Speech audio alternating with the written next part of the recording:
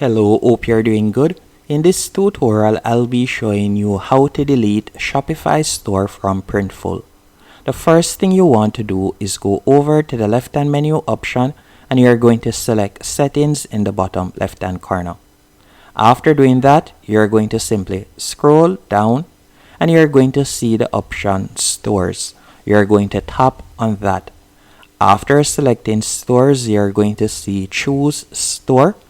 And you're going to tap right there and you're going to select Shopify. After selecting the Shopify store that you'd like to remove, you're going to scroll down and you're going to see the option remove.